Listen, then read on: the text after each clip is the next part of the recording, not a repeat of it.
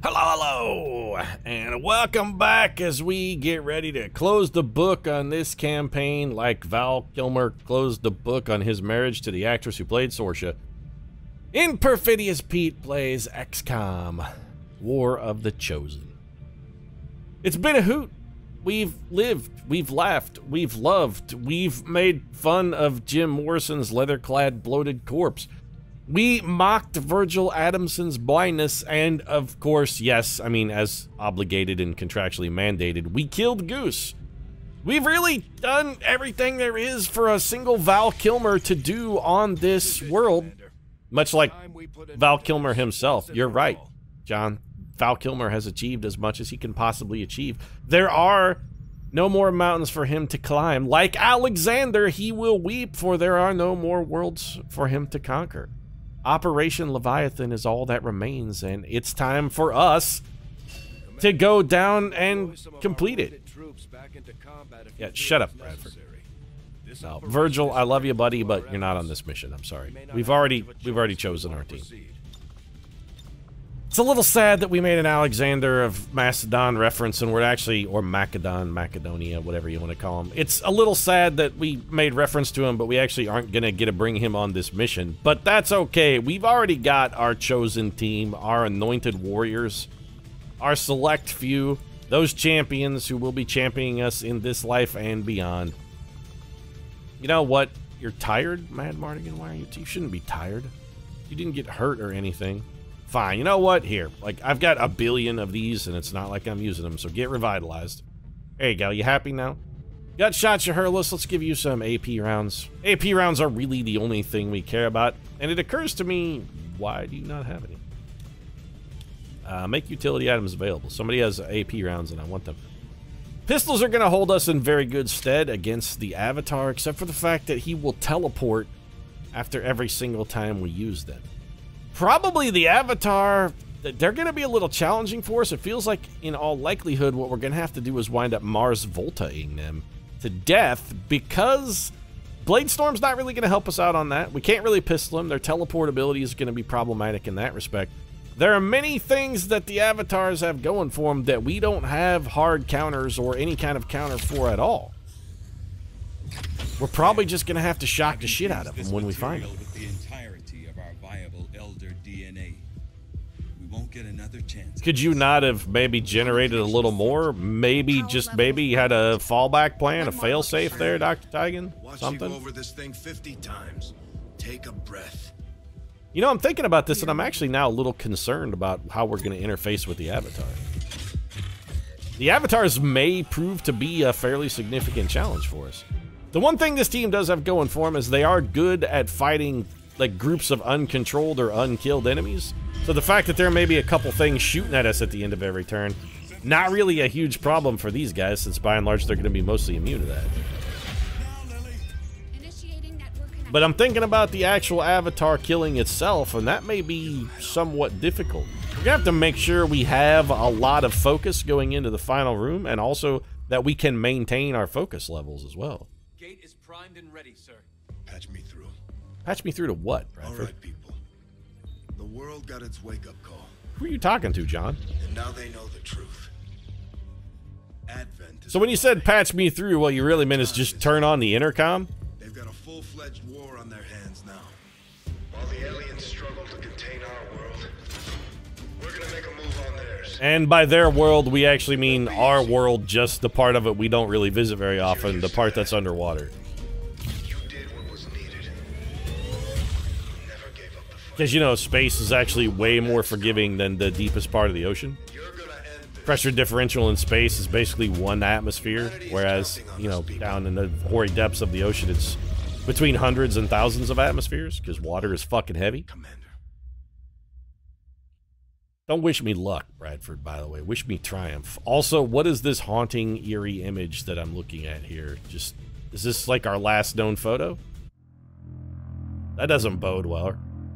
We're going to be seeing that image on the side of a milk carton later today. Be like, these men have gone missing. All of them report to the name of Val Kilmer. Last seen wearing bizarre clothing and carrying large psionic swords. If you have information about their whereabouts, please call the Val Kilmer hotline. 1-800-VAL-KMER.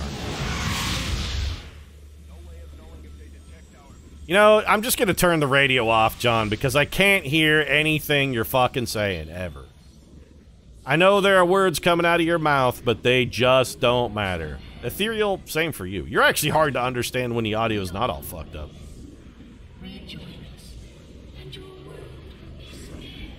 Alternatively, I could just kill you and rule the world, and I'm in a little bit of a Satan a la Milton's Paradise Lost scenario here, whereas is it better to reign in heaven or serve in hell? Well, when given the choice...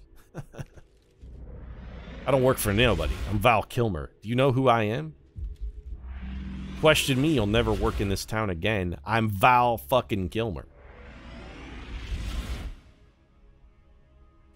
Also, I'm taking an inordinate amount of steroids here. Just like, yeah, a lot of performance-enhancing drugs. So we have no concealment then. Where did we start? This is... a little odd. I guess you don't ever really start concealed in this mission. It's just the last time I did this, it was with all Reapers, so we had the benefit of concealment, even though we weren't actually concealed. Simon Magus, let's just move you forward very slightly. Well, we have spawned a pod, but all things considered, this could have gone dramatically worse. If we can get the commander's avatar close enough, we can probably just destroy those men. Or at least we can kill the mutons. Yeah, that's going to be definitely close enough. And for the avatar, if the avatar takes a little damage, it's, again, not really that big of a problem. We'll just throw a dimensional rift over here and decimate this entire universe. This should flat out kill the mutons. They're just going to be straight up dead. Well, we got one of them, and the other one somehow miraculously managed to not die. Huh. You're not going to be close enough to do anything, Doc. No shots? No shots.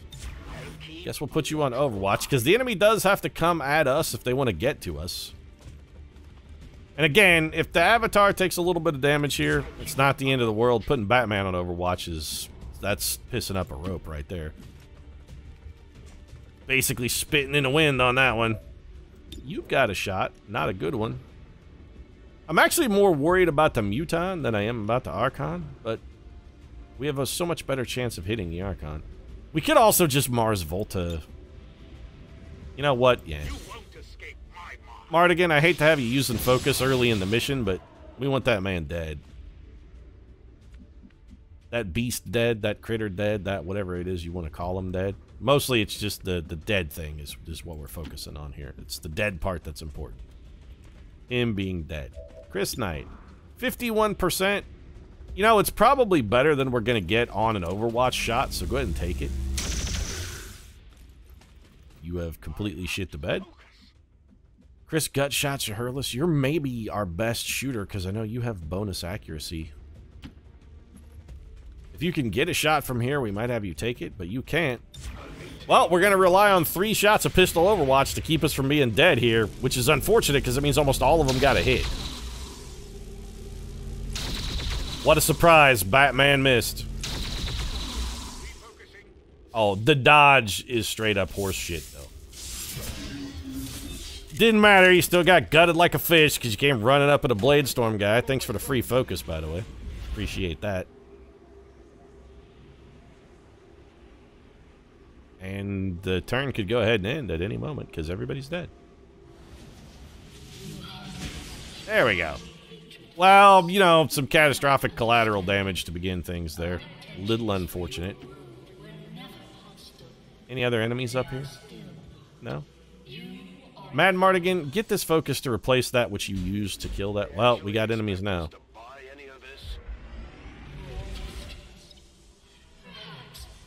Yeah. Oh, for the love of Mike, though. Like, that's a pod.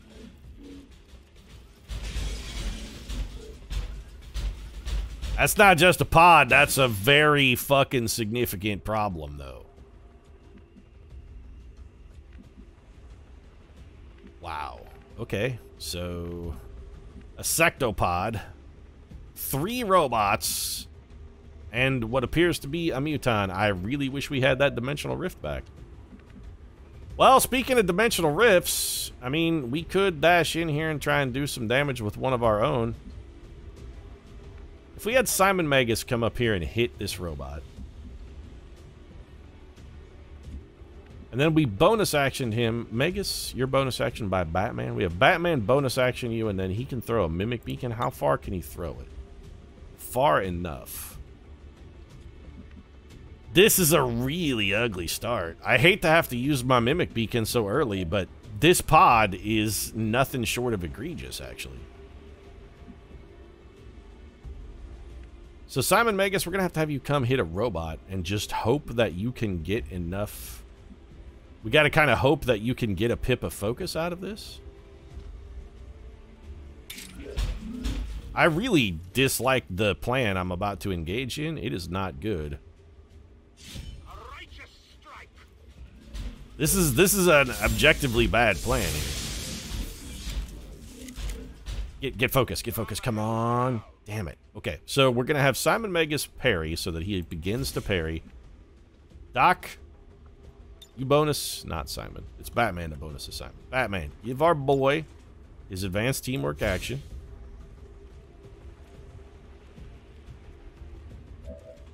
And then Magus, we're gonna have you come Ionic Storm. Wow, it's not very big though. And it may not kill the Muton, which is doubly unpleasant. Oh, this is not good. We need more than a minimum damage roll here. That's what we need.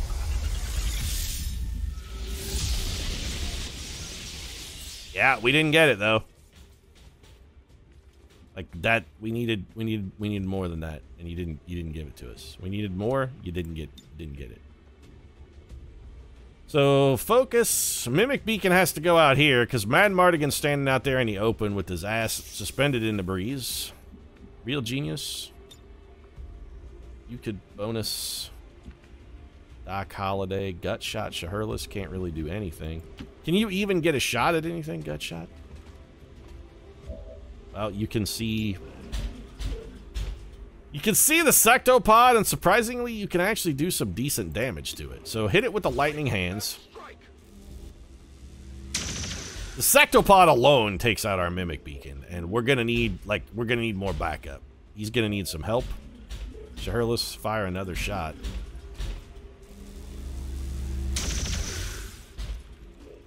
That's 16 starter damage there. We're actually going to need, I think, our other Mimic Beacon. I can't believe we're gonna have to use both of our Mimic Beacons at the jump. Alternatively, we could let the Commander's Avatar take some heat. I mean, as long as he doesn't die, doesn't really matter. If we null lance, it's not enough damage. We could kill the robot with a null lance. We could kill anything we can take off the table is actually helpful here. Kill the robot, they're a bigger threat. The Muton may be dumb enough to come running at us.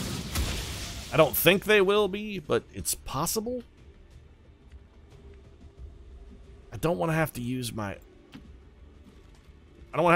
other Mimic Beacon. It's too soon. Doc Holliday, is there any chance you could kill this Sectopod?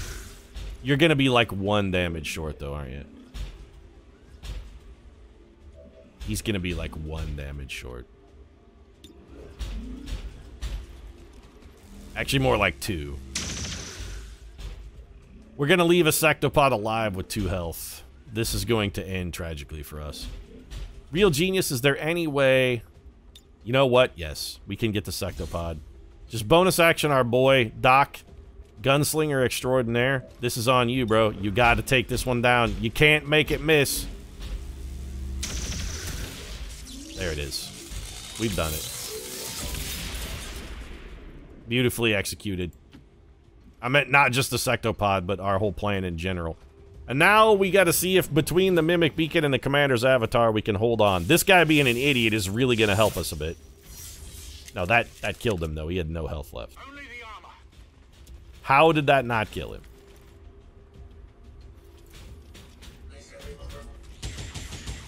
Okay, well, we can take 1 more of those. You can see that Mimic Beacon. You're obligated to shoot at it.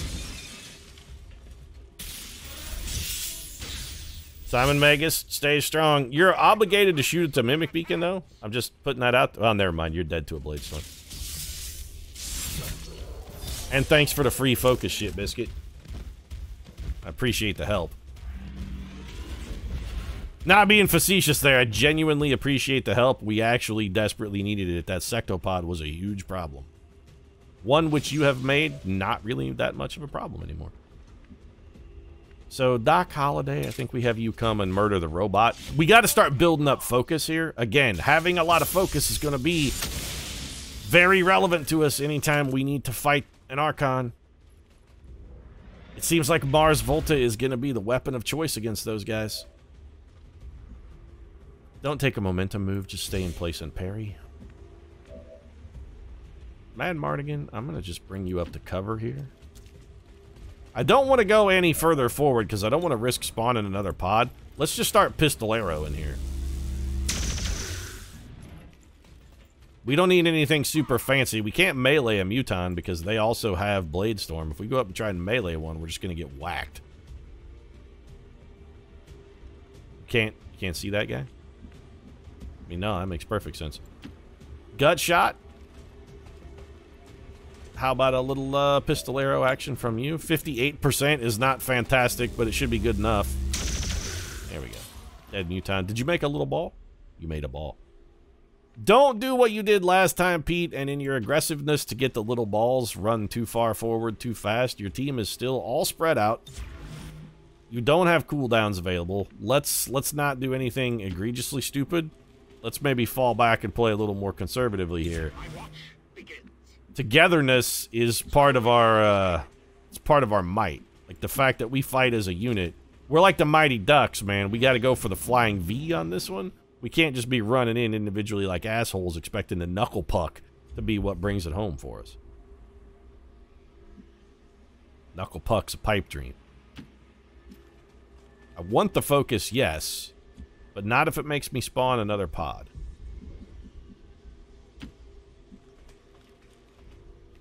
We safe? Okay, we're safe. And Doc Holliday now has maximum focus. Perfect. Pete, were you channeling the spirit of Eartha Kitt there for a moment? You're like gone full Catwoman. Perfect. Wouldn't mind channeling the spirit of Eartha Kitt. What's wrong with Eartha Kitt? She was great in that role. Also, you know what? For an older gal, actually Eartha Kitt might be dead. Last time I took a gander at Eartha Kitt, though, you know what? For an older gal, she still kind of had it. I'd pet that kitten, if you know what I mean. My senses are keen. Let's Overwatch. Not as keen as Eartha Kitt's. She has the keenest senses. We're going to grind out some turns here until our area of effect power and Null Lance reset. We're not on a time limit on this mission, so no reason to hurry. Let's just have everybody Overwatch a little bit. I want my Dimensional Rift back. And it's good because we've actually gotten a little bit of bonus utility out of this. We're going to get to Overwatch what appears to be the weakest pod we've ever seen in the final room. It's just 3 sectoids. You're cringing the wrong way, by the way. The shot was over here. This is like me playing Fortnite or Realm Royale or PUBG. Always looking away from where the bullets are coming from. You know, these guys are easy focus if you just don't kill them here, boys. I don't mean to criticize your technique, but I'm just putting this out here. Every one of those is an instant melee gib. Yeah. If you could just not kill them, though, like it's freebies. They're just lying there on the ground, waiting to be scooped up. They're a straight gimme. Okay, Doc Holliday, you don't need a straight gimme, but Batman, you could use a little focus energy. Why don't you come kill this man?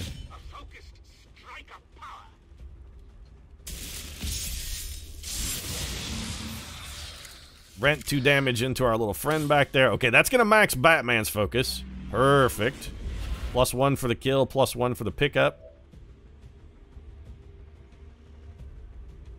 Apparently that mechanic is just broken, though.